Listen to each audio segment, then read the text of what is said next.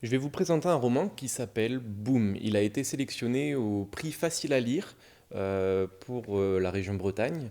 Prix Facile à lire, c'est un prix qui est destiné aux bibliothèques pour présenter des ouvrages aux personnes qui sont un petit peu éloignées de la lecture. C'est un roman de Julien Dufresne-Lamy et il est édité chez Actes Sud dans la collection Actes Sud Junior. Donc c'est un roman qui est principalement destiné aux adolescents mais qui peut vraiment parler à tout le monde. C'est une histoire d'amitié entre deux lycéens. Le premier s'appelle Timothée, le deuxième s'appelle Étienne. Ils sont complètement différents tous les deux. Ils n'ont pas la même famille, pas la même vision de la vie. Étienne est plutôt quelqu'un de frivole, quelqu'un de rigolo qui n'a pas de super bons résultats. Et Timothée, il est plus sérieux, il a des tics, il dit toujours boum, d'où le titre du roman. Malgré cette grosse différence, c'est une amitié vraiment très très importante qu'il y a entre eux. Le roman se base sur un fait divers assez triste parce qu'en fait l'amitié va être rompue entre les deux à cause de la mort d'un des personnages de Timothée, le gars sérieux, qui se fait percuter par une voiture alors qu'ils étaient en voyage scolaire à Londres.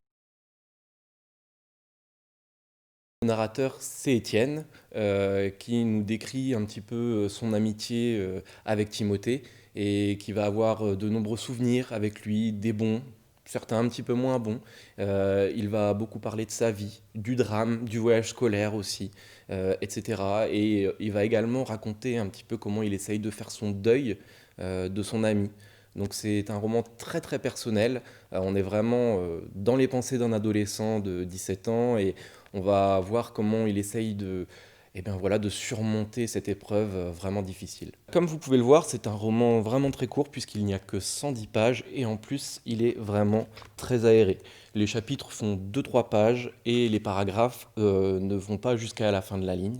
Il y a beaucoup de retours à la ligne, ce qui donne un rythme un peu oral au récit et ce qui facilite énormément la lecture. C'est une écriture brute qui parle comme un adolescent en fait.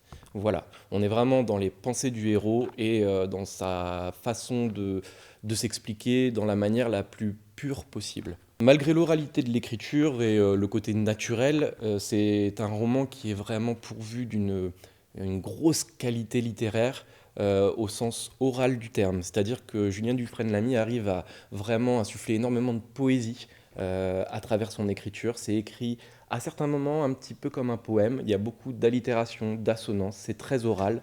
Ça se lit vraiment très vite, très bien. Le caractère oral de l'écriture permet, si vous avez envie, de travailler sur le slam. Une poésie orale, une poésie qui est déclamée et mise en musique. Ça se rapproche un petit peu du rap, mais c'est de la parole. On peut faire des lectures, on peut faire de la création, on peut envisager un professionnel de cette discipline qui vienne aider les participants à rédiger, à entraîner leur voix, à faire des déclamations. On peut imaginer également un enregistrement, une mise en musique. Une autre thématique qui est vraiment très intéressante et qui peut faire l'objet d'une médiation, c'est tout ce qui se rapporte aux souvenirs.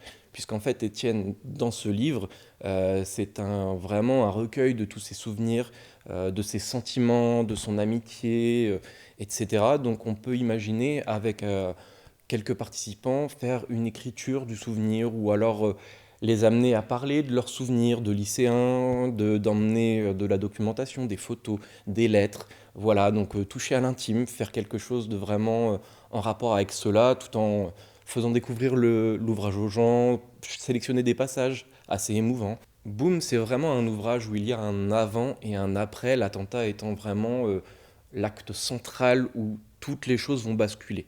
On peut imaginer également faire un travail en prenant eh bien, une partie du livre ou alors cet acte de l'attentat, ce moment de l'attentat pour imaginer un avant et un après. Donc c'est-à-dire demander aux participants, à partir d'un extrait du texte, qu'est-ce qui a conduit à cette situation-là, imaginer, et qu'est-ce qu'il pourrait se passer ensuite. Prendre vraiment un moment clé, un passage, et faire un exercice d'imagination, que ce soit à l'oral, à l'écrit, et imaginer une discussion peut-être un peu philosophique autour de tout cela. Ce petit roman, c'est vraiment un petit bijou de littérature. Le sujet est vraiment très dur. On peut pleurer très facilement en le lisant, mais ça ne vire pas dans le tragique pour autant.